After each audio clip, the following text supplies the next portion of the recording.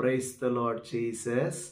ಎಲ್ಲ ನನ್ನ ಪ್ರೀತಿಯ ದೇವಜನರೇ, ನನ್ನ ಪ್ರೀತಿಯ ಸಹೋದರಿ ಸಹೋದರರೇ, ದೇವಭಕ್ತರೇ, ನಿಮ್ಮೆಲ್ಲರಿಗೂ ಲೋಕರಕ್ಷಕನಾದ ನಮ್ಮನ್ನು ಪ್ರೀತಿಸುವ ಏಸು ಕ್ರಿಸ್ತನ ಮಧುರವಾದ ನಾಮದಲ್ಲಿ ನಿಮ್ಮೆಲ್ಲರನ್ನ ವಂದಿಸ್ತೇನೆ.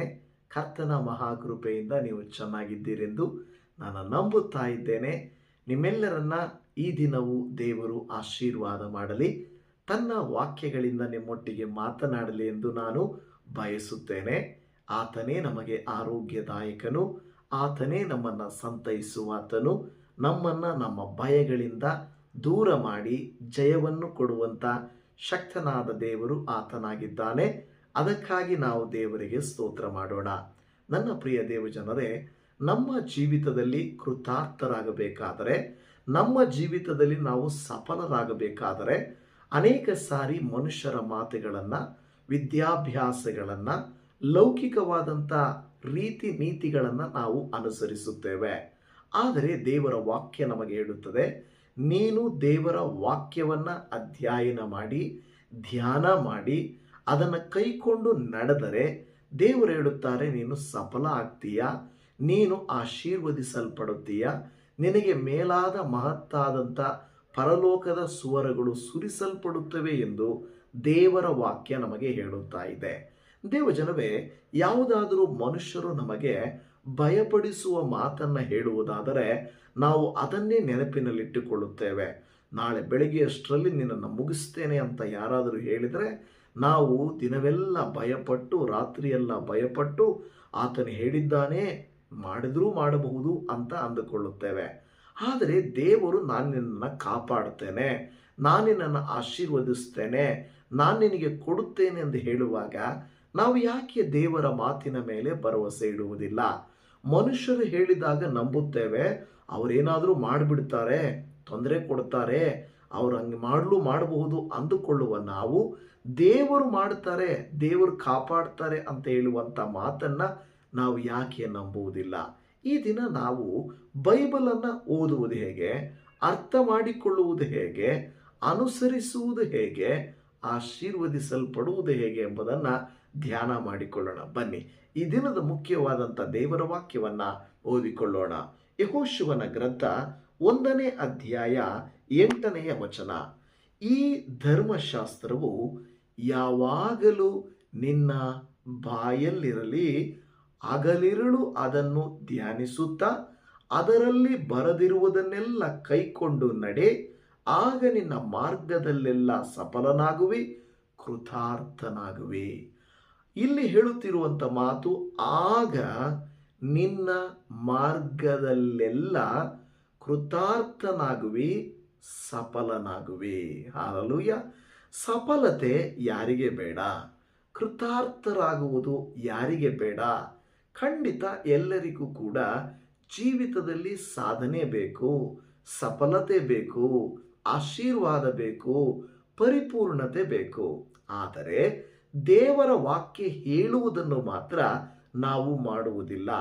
ಬೈಬಲ್ ಮತ್ತು ದೇವರ ವಾಕ್ಯ ಯಾವಾಗಲೂ ನಮಗೆ ಹೇಳುತ್ತದೆ, ನೀನು ಈ ಕಾರ್ಯಗಳನ್ನು ಮಾಡುವುದಾದರೆ ನಾನು ಕೊಡಬೇಕಾಗಿರುವುದು, ನಾನು ಅನುಕೂಲ ಮಾಡಬೇಕಾಗಿರುವುದು, ನಾನು ಸಫಲತೆ ಕೊಡಬೇಕಾಗಿರುವುದು ನಾನು ನಿಮಗೆ ಕೊಡುತ್ತೇನೆ ಎಂದು ದೇವರ ವಾಕ್ಯ ಹೇಳುತ್ತದೆ.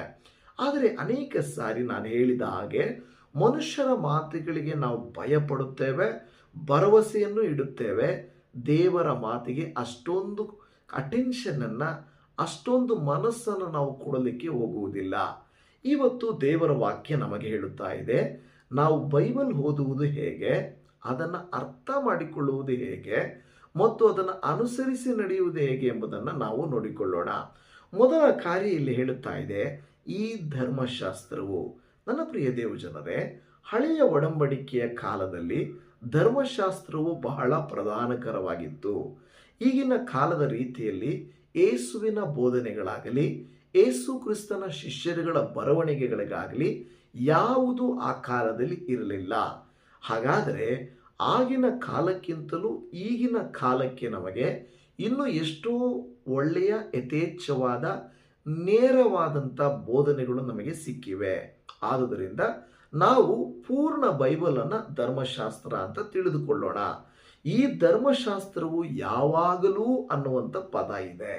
ಒಂದು ದಿವಸ ಅಲ್ಲ, ಒಂದು ಭಾನುವಾರ ಅಲ್ಲ, ಯಾವುದು ಒಂದು ವಾಕ್ಯ ಅಲ್ಲ. ಯಾವಾಗಲೂ ಅಂದರೆ ರಾತ್ರಿಗಳಲ್ಲಿಯೂ ಹಗಲುಗಳಲ್ಲಿಯೂ, ಕೆಲಸಗಳಿಗೆ ಹೋಗುವಾಗಲೂ ಸುಮ್ಮನಿರುವಾಗಲೂ, ಯಾವಾಗಲೂ ಅಂತ ಹೇಳುತ್ತಾ ಇದೆ. ನನ್ನ ಪ್ರಿಯ ದೇವಜನರೇ, ನಿಮಗೆಲ್ಲರಿಗೂ ಗೊತ್ತಿದೆ, ಕೀರ್ತನೆಗಳ ಗ್ರಂಥ 1ನೆಯ ಕೀರ್ತನೆ ಅದರ 2ನೆಯ ವಾಕ್ಯವನ್ನು ನೀವು ಓದುವಾಗ ಆ 2ನೆಯ ವಾಕ್ಯದಲ್ಲಿ ಈ ರೀತಿಯಾಗಿ ಹೇಳುತ್ತದೆ, ಹಗಲಿರುಳು ಯೆಹೋವನ ಧರ್ಮಶಾಸ್ತ್ರದಲ್ಲಿ ಆನಂದ ಪಡುವವನಾಗಿ ಅದನ್ನೇ ಧ್ಯಾನಿಸುತ್ತಿರುವನು, ಅವನು ಎಷ್ಟೋ ಧನ್ಯನು ಎಂದು ಹೇಳುತ್ತಾ ಇದೆ. ಈ ವಾಕ್ಯ ಹೇಳುತ್ತಿರುವಂಥ ಮಾತೇನೆಂದರೆ, ಈ ಧರ್ಮಶಾಸ್ತ್ರದಲ್ಲಿ ಆನಂದ ಪಡುವವನಾಗಿ, ಬಲವಂತವಾಗಲ್ಲ, ಅದನ್ನೇ ಹಗಲಿರುಳು ಧ್ಯಾನಿಸುತ್ತಿರುವನು ಅಂತ ಹೇಳುತ್ತಾ ಇದೆ. ಹಗಲು ಇರುಳು ಧ್ಯಾನಿಸುತ್ತಾ ಇರಬೇಕು. ನಾನು ಹೇಳಲಿಕ್ಕೆ ಬಂದಂಥ ವಿಷಯ ಯಾವಾಗಲೂ, ಹಗಲಿರುಳು. ಕೆಲವು ಸಾರಿ ಕಷ್ಟ ಬಂದಾಗ, ಭಯ ಬಂದಾಗ, ಅಗತ್ಯಗಳು ಬಿದ್ದಾಗ, ಪ್ರಾರ್ಥನೆಗಳು ಉತ್ತರಿಸಲ್ಪಡದೇ ಇದ್ದಾಗ ಬೈಬಲನ್ನು ತೆಗೆಯುತ್ತೇವೆ. ಹೊಸ ವರ್ಷ ಬಂದಾಗ ಬೈಬಲ್ ತೆಗೆಯುತ್ತಾರೆ, ಭಾನುವಾರ ಬಂದಾಗ ಬೈಬಲನ್ನು ತೆಗೆಯುತ್ತಾರೆ. ಹಾಗಾದರೆ ಬೈಬಲ್ ಕೇವಲ ನಮ್ಮ ಅಗತ್ಯಗಳಿಗೆ ತಕ್ಕಂತೆ ಕಣಿ ಹೇಳುವ ಪುಸ್ತಕ ಅಲ್ಲ, ಇತಿಹಾಸವನ್ನು ತಿಳಿಸುವ ಪುಸ್ತಕವೂ ಅಲ್ಲ. ಇದು ಯಾವುದೋ ಔಷಧಿಯ ರೀತಿಯಲ್ಲಿ ನಮಗೆ ಕಷ್ಟ ಬಂದಾಗ, ರೋಗ ಬಂದಾಗ ನಮಗೆ ಗುಣಪಡಿಸುವಂಥ, ಕೇವಲ ಗುಣಪಡಿಸುವ ಪುಸ್ತಕ ಅಲ್ಲ. ಅನೇಕರು ನಮಗೆ ಸಬ್ಜೆಕ್ಟ್ಗಳಿರ್ತಾವಲ್ವ, ಆ ರೀತಿಯಾಗಿ ಏನದು ಮ್ಯಾಥ್ಸು, ಸೈನ್ಸು, ಸೋಷಿಯಲ್ಲು, ಹಿಸ್ಟ್ರಿ ಎಲ್ಲ ಇರುತ್ತಲ್ವ, ಆ ರೀತಿ ಬೈಬಲನ್ನು ಅಗತ್ಯಕ್ಕೆ ತಕ್ಕಂತೆ ತೆರೆದು, ತಮಗೆ ಕಷ್ಟ ಬಂದಾಗ, ಹಣಕಾಸಿನ ಕೊರತೆ ಬಂದಾಗ ಬೈಬಲನ್ನು ತೆಗೆದು ಭಕ್ತಿಯಿಂದ ಓದುವುದು, ಅನಾರೋಗ್ಯ ಬಂದಾಗ ತೆಗೆದು ಓದುವುದು, ಕಷ್ಟ ಬಂದಾಗ, ಅವಮಾನವಾದಾಗ, ಸೋತು ಹೋದಾಗ, ಸಮಸ್ಯೆಗಳು ಬಂದಾಗ ನಾವು ಬೈಬಲನ್ನು ತೆಗೆದು ಓದುವುದು ಅಲ್ಲ. ಇದು ಯಾವಾಗಲೂ, ಇಲ್ಲವೇ ಹಗಲಿರುಳು ಅನ್ನುವಂಥ ಮಾತನ್ನು ನಾವು ನೋಡುತ್ತಾ ಇದ್ದೇವೆ. ನನ್ನ ಪ್ರಿಯ ದೇವಜನರೇ, ದೇವರು ತನ್ನ ಭಕ್ತರಿಗೆ ಹೇಳುತ್ತಾ ಇದ್ದಾರೆ, ಈ ಧರ್ಮಶಾಸ್ತ್ರವು ಯಾವಾಗಲೂ ನಿನ್ನ ಬಾಯಲ್ಲಿರಲಿ. ಹೇಗೆ ಬಾಯಲ್ಲಿರಲಿ? ಬಾಯಲ್ಲೇನಿದೆ? ಮಾತುಗಳಿದೆ, ಪದಗಳಿದೆ, ಶಬ್ದಗಳಿದೆ. ಆದರೆ ಅದೇ ರೀತಿಯಲ್ಲಿ ನಾವು ಪ್ರತಿಯೊಂದು ಕೃತ್ಯವನ್ನು, ಪ್ರತಿಯೊಂದು ಮಾತನ್ನು ದೇವರ ವಾಕ್ಯದ ಆಧಾರದ ಮೇಲೆ ಇರಬೇಕು. ನಾವೇನೇ ಮಾತಾಡಿದರೂ ದೇವರ ಮಾತನ್ನು, ದೇವರ ವಾಕ್ಯವನ್ನು ಹೇಳುವಂಥವರು ಆಗಿರಬೇಕು. ಅನೇಕ ಜನರನ್ನು ನೋಡಿರಿ, ಸಿನಿಮಾ ಹಾಡುಗಳು ಅವರ ಬಾಯಲ್ಲಿರುತ್ತವೆ, ಸಿನಿಮಾಗಳ ಹೆಸರುಗಳು ಅವರ ಬಾಯಲ್ಲಿರುತ್ತವೆ, ಸಿನಿಮಾ ಹೀರೋಗಳು, ಕ್ರಿಕೆಟ್ ಆಟಗಾರರು, ಫುಟ್ಬಾಲ್ ಆಟಗಾರರು, ಹೌದಲ್ವ, ರಾಜಕೀಯ ವ್ಯಕ್ತಿಗಳು ಬಾಯಲ್ಲಿ ಇರುತ್ತದೆ. ಅವ್ರನ್ನ ಕೇಳಿದರೆ ಸಾಕು, ಕ್ರಿಕೆಟ್ ಬಗ್ಗೆ ಪ್ರಶ್ನೆ ಕೇಳಲಿ, ಸಿನಿಮಾ ಬಗ್ಗೆ ಪ್ರಶ್ನೆ ಕೇಳಲಿ, ರಾಜಕೀಯದ ಬಗ್ಗೆ ಪ್ರಶ್ನೆ ಕೇಳಲಿ, ಟಕ ಟಕ ಟಕ ಟಕ ಅಂತ ಉತ್ತರ ಕೊಟ್ಬಿಡ್ತಾರೆ. ಕಾರಣ ಅವರ ಬಾಯಲ್ಲೇ ಇದೆ. ಹೇಳ್ತಾರೆ, ಬಾಯಲ್ಲೇ ಇದೆ ನನಗೆ ಉತ್ತರ, ನೀವು ಕೇಳಿದ ತಕ್ಷಣ ನಾನು ಹೇಳ್ಬಿಡ್ತೇನೆ ಅಂತ ಹೇಳ್ತಾರೆ. ಬಾಯಲ್ಲಿರಲಿ ಅಂತ ಹೇಳಿದರೆ ಅದರ ಅರ್ಥ, ಯಾವುದೇ ವಿಚಾರವಾಗಿರಲಿ ನಾವು ಕೇಳಿದ ಕೂಡಲೇ ನಮಗೆ ಜ್ಞಾಪಕಕ್ಕೆ ಬರುವಂಥ, ನೆನಪಿಗೆ ಬರುವಂಥ ವಿಚಾರಗಳನ್ನು ಬಾಯಲ್ಲಿರಬೇಕು. ಹಾಗಾದರೆ ಬಾಯಲ್ಲಿ ಹೇಗೆ ಬರುತ್ತದೆ? ಉದಾಹರಣೆಗೆ, ನಿಮಗೆ ಕ್ರಿಕೆಟ್ ಬಗ್ಗೆ, ಸಿನಿಮಾ ಬಗ್ಗೆ, ರಾಜಕೀಯದ ಬಗ್ಗೆ ನಿಮಗೆ ಅರಿವಿದೆ ಅಂದರೆ ಹೇಗೆ ಬರುತ್ತದೆ? ಮೊದಲೇ ನೀವು ಅದನ್ನು ನೋಡಿರ್ತೀರಾ, ಅದನ್ನು ಓದಿರ್ತೀರಾ, ಅದನ್ನು ಕೇಳಿಸ್ಕೊಂಡಿರ್ತೀರಾ, ಅದನ್ನು ನಿಮ್ಮ ಮೆಮೊರಿಯಲ್ಲಿ ಫಿಲ್ ಮಾಡಿಕೊಂಡು ಅದರ ಕುರಿತಾಗಿ ನೀವು ಪದೇ ಪದೇ ನೆನಪು ಮಾಡಿಕೊಂಡಿರ್ತೀರಾ. ಆಗ ನಿಮ್ಮ ಬಾಯಲ್ಲಿರ್ತದೆ. ಯಾರಾದರೂ ಕೇಳಿದ ತಕ್ಷಣ ಅವಾಗ ನಾವು ಉತ್ತರ ಹೇಳಿಬಿಡುತ್ತೇವೆ. ಬೈಬಲ್ ವಾಕ್ಯ ಕೂಡ ಅದೇ ರೀತಿಯಲ್ಲಿ ಓದುತ್ತೇವೆ ಅಂತ ಹೇಳಿದರೆ, ನಾನು ಒಂದು ಸಾರಿ ಬೈಬಲ್ ಓದಿದ್ದೇನೆ ಅಂತ ಹೇಳಿಕೊಳ್ಳುವುದಕ್ಕಾಗಿ ಅಲ್ಲ, ಬದಲಾಗಿ ಆ ವಾಕ್ಯದ ಮರ್ಮಗಳು, ವಾಕ್ಯದ ಸತ್ಯಗಳು, ವಾಕ್ಯವನ್ನು ಅನುಸರಿಸಿ ನಡೆಯುವಂಥ ಕಾರ್ಯಗಳು ಬಹಳ ಅಗತ್ಯವಾಗಿವೆ. ನಾನು ಹೇಳಿದ್ದು ನಿಮಗೆ ಅರ್ಥ ಆಯ್ತಲ್ವಾ? ಯಾಕೆಂದರೆ ಯಾವುದೇ ವಿಚಾರ ಕೇಳಿದ ತಕ್ಷಣ ಜನರಲ್ ನಾಲೆಡ್ಜ್ ರೀತಿಯಲ್ಲಿ ಉತ್ತರ ಕೊಡಲಿಕ್ಕೆ ಒಬ್ಬ ವ್ಯಕ್ತಿಗೆ ಸಾಧ್ಯ ಇದೆ ಅಂದರೆ ಅದನ್ನು ಓದಿರ್ತಾರೆ, ಅರ್ಥ ಮಾಡಿಕೊಂಡಿರ್ತಾರೆ, ಜ್ಞಾಪಕದಲ್ಲಿ ಇಟ್ಟುಕೊಂಡಿರ್ತಾರೆ. ಬೈಬಲ್ ವಾಕ್ಯಗಳನ್ನು ಕೂಡ ಅದೇ ರೀತಿಯಲ್ಲಿ ಹೇಳುತ್ತದೆ. ಯಾವಾಗಲೂ ನೀವೇನು ಮಾಡಬೇಕು, ಈ ವಾಕ್ಯಗಳು ನಿನ್ನ ಬಾಯಲ್ಲಿರಬೇಕು. ಇಲ್ಲಿ ಹೇಳುತ್ತದೆ ಹಗಲಿರುಳು ಅದನ್ನು ಧ್ಯಾನಿಸುತ್ತಾ. ನೋಡ, ಇಲ್ಲೇ ಹೇಳುತ್ತದೆ ಯಾವಾಗಲೂ ಮತ್ತು ಹಗಲಿರುಳು ಅದನ್ನು ಧ್ಯಾನಿಸುತ್ತಾ ಅಂತ ಹೇಳ್ತಾ ಇದೆ. ಎರಡನೇ ಮಾತು ಧ್ಯಾನಿಸುತ್ತಾ. ಧ್ಯಾನಿಸುವುದಕ್ಕೂ ಓದುವುದಕ್ಕೂ ವ್ಯತ್ಯಾಸ ಇದೆ. ಅನೇಕ ಸಂದರ್ಭಗಳಲ್ಲಿ ಕೆಲಸಕ್ಕೆ ಹೋಗಬೇಕು, ಯಾವುದೋ ಒಂದು ವಾಕ್ಯ ಓದಬೇಕು, ಕ್ಯಾಲೆಂಡ್ರಲ್ಲೊಂದು ವಾಕ್ಯ ಸಿಗುತ್ತೆ, ಬೈಬಲನ್ನು ಹಂಗೆ ಪಟ್ ಅಂತ ತೆಗೆದು ಒಂದು ವಾಕ್ಯ ಓದ್ತೇವೆ. ಇದು ನಿಜವಾದ ಓದುವಿಕೆ ಅಲ್ಲ. ಓದುವುದರಲ್ಲಿ ಸುಮ್ಮನೆ ಯಾರು ಬೇಕಾದರೂ ಈ ಧರ್ಮಶಾಸ್ತ್ರವು ಯಾವಾಗಲೂ ನಿನ್ನ ಬಾಯಲ್ಲಿರಲಿ ಹಂಗೆ ಹೇಳ್ಬೋದು, ಆದರೆ ಇದನ್ನು ಧ್ಯಾನಿಸಬೇಕು. ಓದುವುದಕ್ಕೂ ಧ್ಯಾನಿಸುವುದಕ್ಕೂ ವ್ಯತ್ಯಾಸ ಇದೆ. ಓದುವುದು ಬರೀ ನಮಗೆ ಬಾಯಲ್ಲಿ ಕಣ್ಣು ನೋಡಿ ಬಾಯಿ ಓದುತ್ತದೆ, ಆದರೆ ಧ್ಯಾನ ಮಾಡುವುದು ಅದು ನಮ್ಮ ಮನಸ್ಸಿಗೂ ಅದು ನಮ್ಮ ಹೃದಯಕ್ಕೂ ಹೋಗುತ್ತದೆ. ಅದರ ಆಳವಾದ ಅರ್ಥವನ್ನು ದೇವರಾತ್ಮನ ನಮಗೆ ತಿಳಿಯಪಡಿಸುತ್ತಾರೆ. ಆ ಮೂಲಕವಾಗಿ ನಾವು ಓದುವುದು ಅಲ್ಲ, ಪದೇ ಪದೇ ಒಂದೇ ವಾಕ್ಯವನ್ನು ನಿರಂತರವಾಗಿ ನಿಧಾನವಾಗಿ ಧ್ಯಾನ ಮಾಡಬೇಕು. ನೋಡಿ, ಹರಿಯುವ ನೀರು ಹರಿತದಲ್ವ, ಮಳೆ ಬಿದ್ದು ಹರಿದು ಹೊರಟೋಗುತ್ತೆ, ಅಲ್ಲಿ ನಿಜವಾಗಿಯೂ ಆಳಕ್ಕೆ ಅದು ತ್ಯಾವ ಆಗಿರೋದಿಲ್ಲ ಅಲ್ವ. ನೀವು ನೋಡ್ರಿ, ಕೆಲವು ದಾರಿಯಲ್ಲಿ ನೀರು ಹರಿದಿರುತ್ತೆ, ಸ್ವಲ್ಪ ಅಗದ್ರೆ ಒಳಕ್ಕೆ ಅದು ಇದಾಗಿರಲ್ಲ.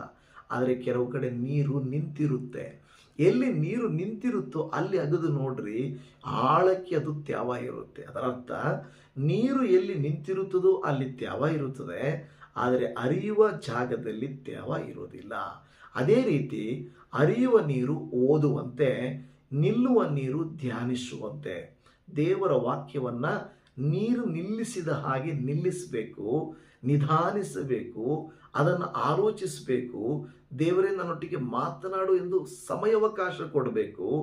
ಆಗ ದೇವರ ವಾಕ್ಯ ನಮ್ಮೊಟ್ಟಿಗೆ ಮಾತನಾಡುತ್ತದೆ. ಹಲ್ಲೆಲೂಯಾ. ನೋಡಿ, ಅದಕ್ಕೆ ದೇವರು ಯೆಹೋಶುವನಿಗೆ ಸ್ಪಷ್ಟವಾಗಿ ಹೇಳುತ್ತಾ ಇದೆ, ನೀನು ಕೃತಾರ್ಥನಾಗಬೇಕಾ, ನೀನು ಸಫಲನಾಗಬೇಕಾ, ಈ ಧರ್ಮಶಾಸ್ತ್ರವನ್ನು ಇಲ್ಲವೇ ದೇವರ ವಾಕ್ಯವನ್ನು ನೀನೇನು ಮಾಡಬೇಕು, ಯಾವಾಗಲೂ ಇಲ್ಲವೇ ಹಗಲಿರುಳು ಏನು ಮಾಡಬೇಕು, ಓದಬೇಕು ಮತ್ತು ಧ್ಯಾನಿಸಬೇಕು.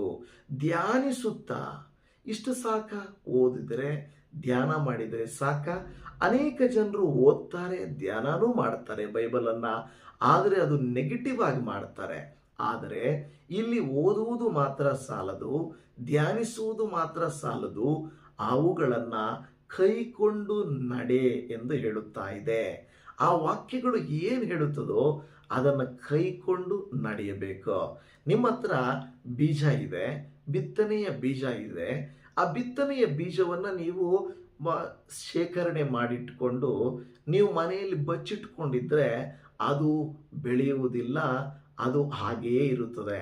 ಅದು ಯಾವಾಗ ಮಣ್ಣಲ್ಲಿ ಹಾಕ್ತಿರೋ ಇಲ್ಲವೇ ಯಾವಾಗ ಒಂದು ಸ್ಥಳದಲ್ಲಿ ಅದನ್ನು ನೀರಿನ ತೇವಾಂಶದ ಜಾಗದಲ್ಲಿ ಹಾಕ್ತಿರೋ ಆಗ ಅದು ಜೀವವನ್ನು ಪಡೆದುಕೊಳ್ಳುತ್ತದೆ, ಅದರಲ್ಲಿರುವಂಥ ಗುಣವನ್ನು ಹೊರಗೆ ತರುತ್ತದೆ.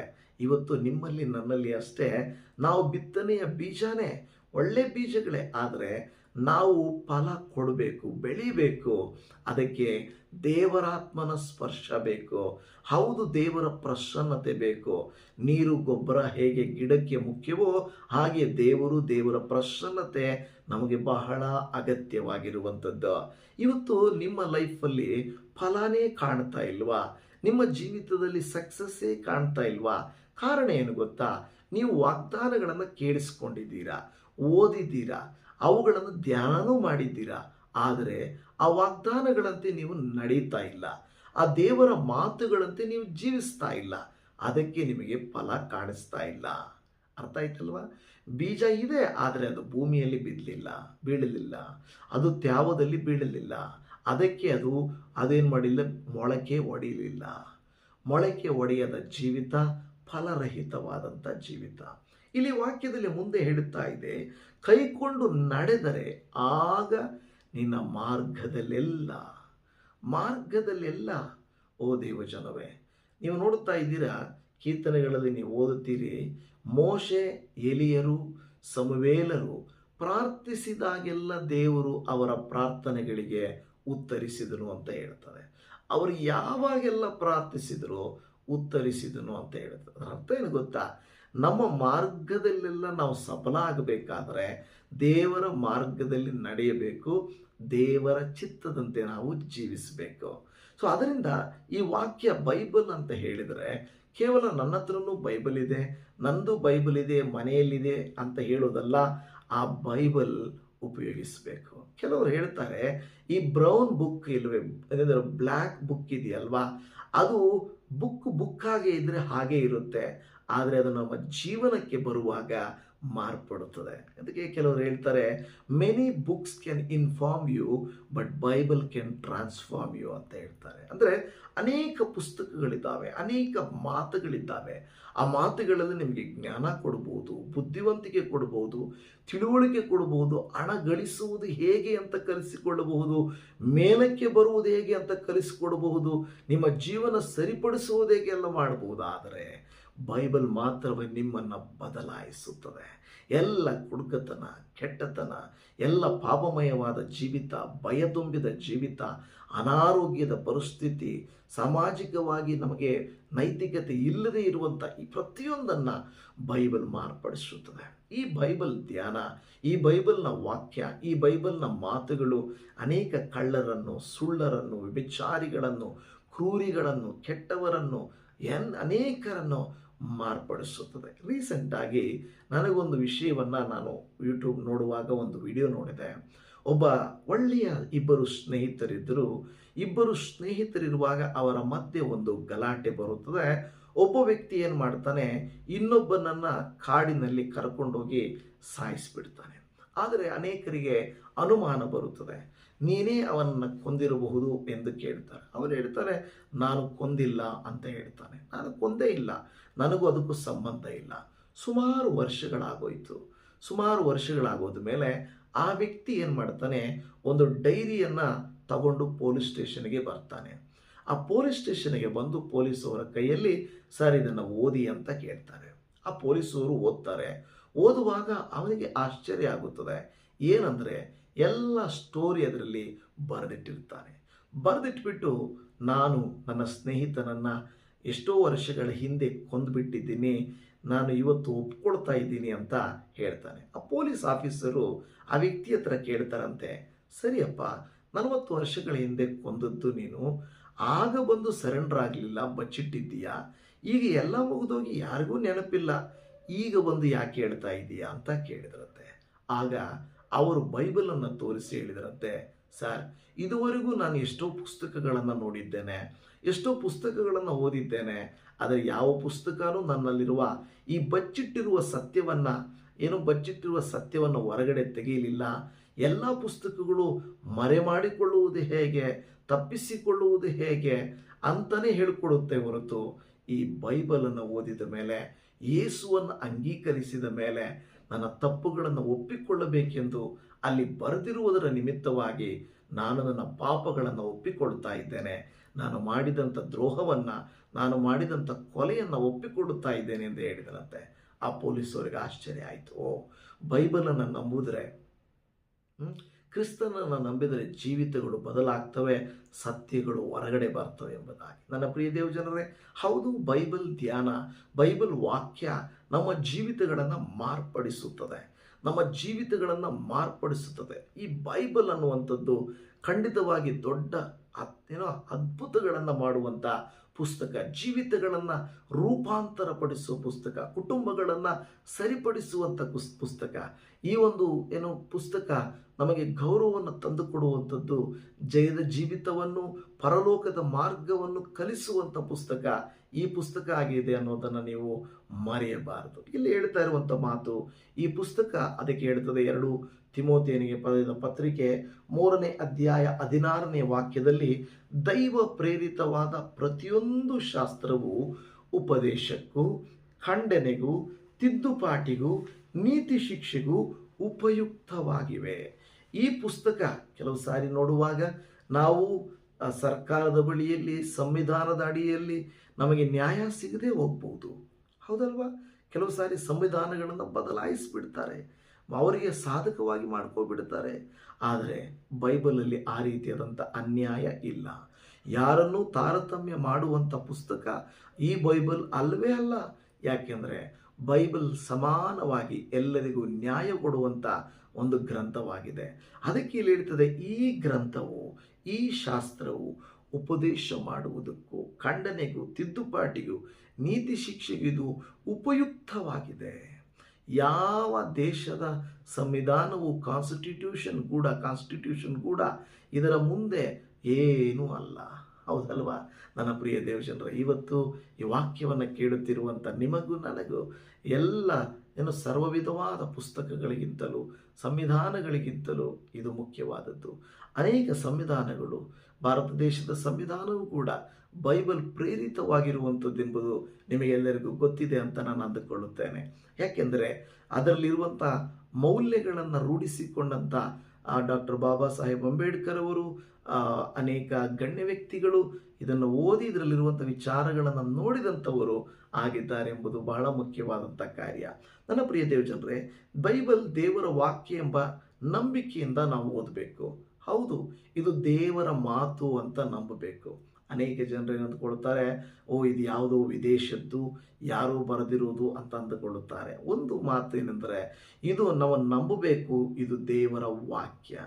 ನಮ್ಮ ಕೈಯಲ್ಲಿ ಸಿಕ್ಕಿರುವಂಥ ಬೈಬಲ್ ದೇವರಿಂದ ನಮಗಾಗಿ ಕೊಡಲ್ಪಟ್ಟ ಪ್ರೀತಿಯ ಆ ಪ್ರೀತಿಯ ಪತ್ರ ಅಂತ ಹೇಳ್ತಾರೆ. ಲವ್ ಲೆಟರ್ ಫ್ರಮ್ ಗಾಡ್ ಅಂತ ಹೇಳ್ತಾರೆ. ಅಂದರೆ ತನ್ನ ಮಕ್ಕಳು ಹೇಗೆ ಜೀವಿಸಬೇಕು, ತನ್ನ ಮಕ್ಕಳು ಹೇಗೆ ನಡ್ಕೊಳ್ಬೇಕು, ಹೇಗಿರಬಾರ್ದು ಅನ್ನುವಂಥ ವಿಚಾರಗಳನ್ನು ಬೈಬಲ್ ನಮಗೆ ತಿಳಿಸಿಕೊಡುತ್ತದೆ ಎಂದು ದೇವರ ವಾಕ್ಯ ಹೇಳ್ತದೆ. ಇದೊಂದು ಇತಿಹಾಸದ ಪುಸ್ತಕ ಅಲ್ಲ, ಇದು ದೈವ ಪ್ರೇರಣೆಯಿಂದ ಬರೆಯಲ್ಪಟ್ಟಂಥ ಪುಸ್ತಕ ಅನ್ನೋದು ಮೊದಲನೇದಾಗಿ ನಾವು ತಿಳಿದಿರಬೇಕು. ನಮ್ಮ ಕೈಯಲ್ಲಿ ಬೈಬಲ್ ಬರುವಾಗ, ನಮ್ಮ ಮನೆಯಲ್ಲಿ ಬೈಬಲ್ ನೋಡಿದಾಗ ಅದರ ಹಿಂದೆ ಇರುವ ತ್ಯಾಗವನ್ನು ನಾವು ಮರೆತು ಹೋಗಬಾರ್ದು. ಅದರಿಂದ ಎಷ್ಟು ಜನರು ಪ್ರಾಣವನ್ನು ತೆತ್ತಿದ್ದಾರೆ ನಾವು ಮರೆತು ಹೋಗಬಾರ್ದು. ಆ ಬೈಬಲ್ ಸಿಗುವುದಕ್ಕಾಗಿ ಎಷ್ಟು ಜನರು ಎಷ್ಟು ಕಷ್ಟಪಟ್ಟಿದ್ದಾರೆ, ಎಷ್ಟು ಹಣ ಖರ್ಚು ಮಾಡಿದ್ದಾರೆ ನಿಮಗೆ ಗೊತ್ತಿಲ್ಲ.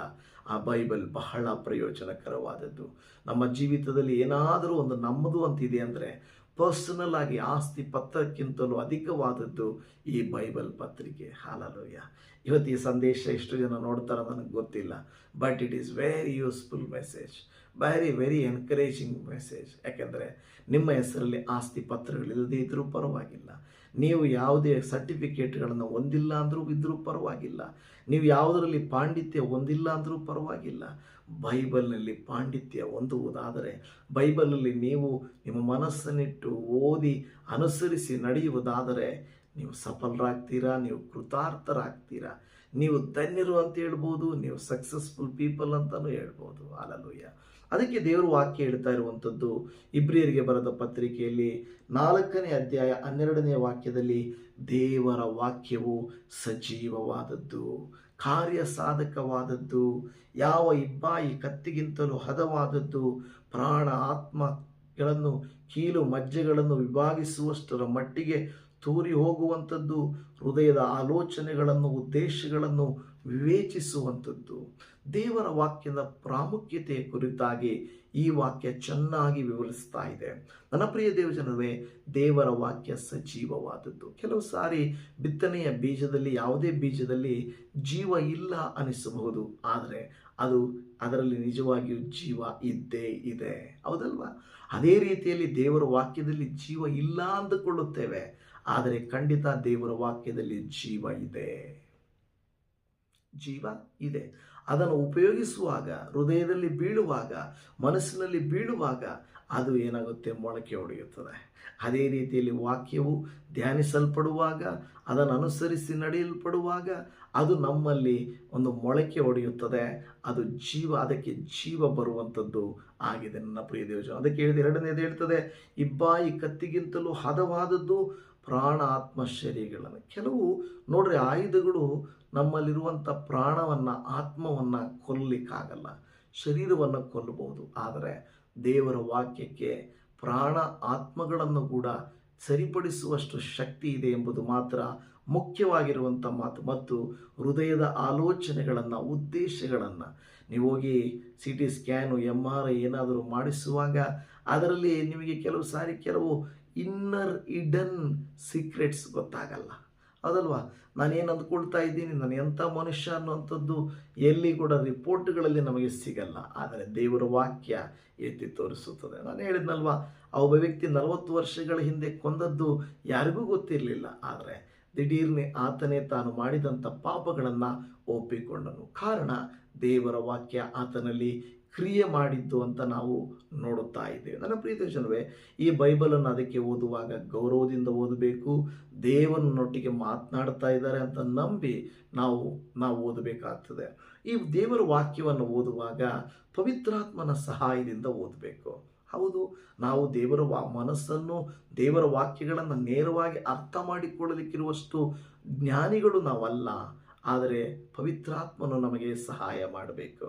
ಪವಿತ್ರಾತ್ಮನು ನಮಗೆ ಅರ್ಥಪಡಿಸಲಿಲ್ಲವಾದರೆ ಅದು ಬರೀ ವಾಕ್ಯವಾಗಿ ನಮಗೆ ಕಾಣಿಸುತ್ತದೆ, ಇಲ್ಲದೆ ಹೋದರೆ ನಮ್ಮ ಹೃದಯಗಳನ್ನು ಮುಟ್ಟುತ್ತದೆ. ಪವಿತ್ರಾತ್ಮನ ಕ್ರಿಯೆ ಮಾಡಿದರೆ ವಾಕ್ಯಗಳು ನಿಮಗೆ ಅರ್ಥವಾಗುತ್ತವೆ ಮತ್ತು ವಾಕ್ಯಗಳು ನಿಮ್ಮ ಹೃದಯಗಳನ್ನು ಮುಟ್ಟುತ್ತವೆ. ನನ್ನ ಪ್ರಿಯ ದೇವಜನವೇ, ಅದಕ್ಕೆ ನಾವು ಪವಿತ್ರಾತ್ಮನ ಸಹಾಯಕ್ಕಾಗಿ ಬೇಡಬೇಕು. ದೇವರೇ, ಬೈಬಲ್ ಏನೋ ನನ್ನ ಕೈಯಲ್ಲಿದೆ, ಓದೋಕ್ಕೇನೋ ನನಗೆ ಬರುತ್ತೆ, ಸಮಯನೂ ಕೊಟ್ಟಿದ್ದೀಯಾ, ಓದ್ತಾ ಇದ್ದೀನಿ, ಆದರೆ ನನಗೆ ದಯಮಾಡಿ ಅರ್ಥಪಡಿಸು ಎಂದು ಹೇಳಬೇಕು. ನಿಮಗೆಲ್ಲ ಗೊತ್ತಿದೆ, ಫಿಲಿಪ್ಪನು ನಾವು ನೋಡುತ್ತಾ ಇದ್ದೇವೆ, ವ್ಯಕ್ತಿ ಏನು ಮಾಡ್ತಾನೆ, ಯುನಿಕ್ ಅಂತ ಹೇಳ್ತಾರಲ್ವ ಕನ್ನಡದಲ್ಲಿ, ನನಗೆ ಗೊತ್ತಾಗ್ತಾ ಇಲ್ಲ. ಆತನು ರಥದಲ್ಲಿ ವಾಕ್ಯವನ್ನು ಓದುತ್ತಾ ಹೋಗುವಾಗ ಅದರ ಅರ್ಥ ಏನು ಗೊತ್ತಿಲ್ಲ ಅಂತ ಹೇಳ್ತಾರೆ. ಅಂಥ ಸಂದರ್ಭದಲ್ಲಿ ನಾನು ನಿಮಗೆ ಇದರ ವಿವರಣೆಯನ್ನು ಹೇಳ್ಕೊಡ್ಲಾ ಅಂತ ಹೇಳ್ತಾನೆ. ನನ್ನ ಪ್ರಿಯ ದೇವಜನವೇ, ಆ ರೀತಿಯಾಗಿ ದೇವರು ಆತ್ಮನು ಅವನನ್ನು ಹೋಗುವಲ್ಲಿಗೆ ವಿವರಿಸು ಎಂದು ಹೇಳಿದಾಗ ಆತನು ಹೋಗಿ ವಿವರಿಸುತ್ತಾನೆ. ಅಂದರೆ ಪವಿತ್ರಾತ್ಮನು ನಮಗೆ ಸಹಾಯ ಮಾಡಿದರೆ ವಾಕ್ಯ ನಮಗೆ ಚೆನ್ನಾಗಿ ಆಳಕ್ಕೆ ಅರ್ಥವಾಗುತ್ತದೆ. ಆದ್ದರಿಂದ ಪವಿತ್ರಾತ್ಮನ ಸಹಾಯವನ್ನು ಕೇಳಬೇಕು. ದೇವರೇ, ಈಗ ಬೈಬಲ್ ನನ್ನ ಕೈಯಲ್ಲಿದೆ, ಸಮಯ ಇದೆ, ಓದಬೇಕಂದ್ಕೊಳ್ತಾ ಇದ್ದೀನಿ, ಓದ್ತಾ ಇದ್ದೀನಿ, ಇದನ್ನು ಈಗ ಧ್ಯಾನ ಮಾಡಲಿಕ್ಕೆ ಪ್ರಯತ್ನಿಸ್ತೇನೆ, ನನಗೆ ಅರ್ಥಪಡಿಸಪ್ಪ, ಆಲೋಚನೆಗಳನ್ನು ಕೊಡಪ್ಪ, ಇದರ ಆಳವಾದಂಥ ಅರ್ಥಗಳನ್ನು ನನಗೆ ತಿಳಿಯಪಡಿಸಪ್ಪ ಎಂದು ನೀವು ಕೇಳುವಾಗ ಖಂಡಿತ ದೇವರ ಆತ್ಮನು ನಿಮಗೆ ಸಹಾಯವನ್ನು ಮಾಡುತ್ತಾರೆ ಎಂಬುದು ಮುಖ್ಯವಾದಂಥ ಕಾರ್ಯ. ಯೋಹಾನನು ಬರೆದ ಸುವಾರ್ತೆ 16ನೇ ಅಧ್ಯಾಯ 13ನೇ ವಾಕ್ಯದಲ್ಲಿ, ಸತ್ಯದ ಆತ್ಮನು ಬಂದಾಗ ಆತನು ನಿಮ್ಮನ್ನು ನಡೆಸಿಕೊಂಡು ಹೋಗಿ ಸಕಲ ವಿಷಯದಲ್ಲಿಯೂ ಸತ್ಯಕ್ಕೆ ಸೇರಿಸುವನು. ಆತನು ತನ್ನಷ್ಟಕ್ಕೆ ತಾನೇ ಮಾತಾಡದೆ ಕೇಳಿದ ಮಾತುಗಳನ್ನೇ ಆಡುವನು ಮತ್ತು ಮುಂದಾಗುವ ಸಂಗತಿಗಳನ್ನು ನಿಮಗೆ ತಿಳಿಸುವನು. ಸತ್ಯದ ಆತ್ಮನು ಬಂದಾಗ ನಿಜವಾದ ವಾಕ್ಯದ ಅರ್ಥವನ್ನು ನಮಗೆ ತಿಳಿಯಪಡಿಸುತ್ತಾರೆ. ಯಾರನ್ನು ಮೆಚ್ಚಿಸುವುದಕ್ಕೋ, ಕಾಣಿಕೆಗಳನ್ನು ಪಡೆದುಕೊಳ್ಳುವುದಕ್ಕೋ, ಹೆಸರನ್ನು ಮಾಡಿಕೊಳ್ಳುವುದಕ್ಕೋ, ನಾ ಎಂಥ ದೊಡ್ಡ ವ್ಯಕ್ತಿ ನೋಡಿಸುವುದಕ್ಕೋ ಅಲ್ಲ. ಸತ್ಯದ ಆತ್ಮನು ಬರುವಾಗ ನಾವು ಕೇಳುವ ಪ್ರತಿ ಮಾತು ನಮಗೆ ಎಷ್ಟೋ ಆದರಣೆಯನ್ನು ಉಂಟು ಮಾಡುತ್ತವೆ, ಎಷ್ಟೋ ಒಂದು ಬಲವನ್ನು ಉಂಟು ಮಾಡುತ್ತವೆ. ಪವಿತ್ರಾತ್ಮನು ಕ್ರಿಯೆ ಮಾಡುವುದಾದರೆ ನಮ್ಮ ಭಾಷೆಯಲ್ಲಿ ನಮಗೆ ಇಷ್ಟೊಂದು ಸರಳವಾಗಿ ಅರ್ಥ ಆಗುತ್ತಾ ಅಂತ ಅನಿಸುತ್ತದೆ. ಆಳವಾದ ಗೂಢಾರ್ಥಗಳನ್ನು ದೇವರಾತ್ಮನು ತಿಳಿಸುತ್ತಾನೆ. ಇಲ್ಲಿ ಹೇಳ್ತದೆ, ಸತ್ಯಾತ್ಮನು ಬಂದಾಗ ನಿಮ್ಮನ್ನು ನಡೆಸಿಕೊಂಡು ಹೋಗಿ ಏನು ಮಾಡ್ತಾನೆ, ಸಕಲ ವಿಷಯದಲ್ಲಿ ನಿಮಗೆ ಸತ್ಯಕ್ಕೆ ಸೇರಿಸುವನು, ನಮಗೆ ಸತ್ಯವನ್ನು ತಿಳಿಯಪಡಿಸುವನು. ಸತ್ಯ ಏನು, ಯಾರ ಸತ್ಯ, ಮಾರ್ಗ ಹೇಗೆ, ಜೀವನ ಹೇಗೆ, ಎಲ್ಲವನ್ನು ನಮಗೆ ಅರ್ಥಪಡಿಸ್ತಾನೆ. ದೇವರ ಬೈಬಲ್ ವಾಕ್ಯವನ್ನು ನಾವು ಕೇವಲ ಬುದ್ಧಿಶಕ್ತಿಯಿಂದ ಅರ್ಥ ಮಾಡ್ಕೊಳ್ಳೋಕ್ಕಾಗಲ್ಲ, ಬದಲಾಗಿ ಪವಿತ್ರಾತ್ಮನು ನಮ್ಮ ಕಣ್ಣುಗಳನ್ನು ತೆರೆಯಬೇಕು. ಈ ದಿನ ನಾನು ಪ್ರಾರ್ಥಿಸುವುದೇನೆಂದರೆ, ದೇವರೇ, ನೀನು ನಮ್ಮ ಕಣ್ಣುಗಳನ್ನು ತೆರೆ ಎಂಬುದಾಗಿ.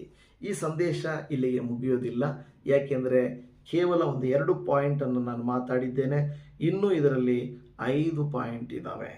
ದೇವರ ಚಿತ್ತವಾದರೆ, ನಿಮಗಿಷ್ಟವಾದರೆ, ದೇವರ ವಾಕ್ಯದ ಪ್ರಾಮುಖ್ಯತೆ, ಇನ್ನೂ ಇದನ್ನು ಹೇಗೆ ಧ್ಯಾನ ಮಾಡಬೇಕು ಎಂಬುದನ್ನು ಮುಂದುವರಿಸಲಿಕ್ಕೆ ಹೋಗ್ತಾ ಇದ್ದೇನೆ. ಕರ್ತನು ನಿಮ್ಮೊಟ್ಟಿಗೆ ಮಾತನಾಡಿದ್ದಾರೆ. ನಿಮ್ಮ ಜೀವನ ಸಫಲ ಆಗಬೇಕಾ, ಕೃತಾರ್ಥವಾಗಬೇಕಾ, ನಿಮ್ಮ ಪ್ರತಿಯೊಂದು ವಿಷಯದಲ್ಲಿ ಸಕ್ಸಸ್ ನಿಮಗೆ ಸಿಗಬೇಕಾ?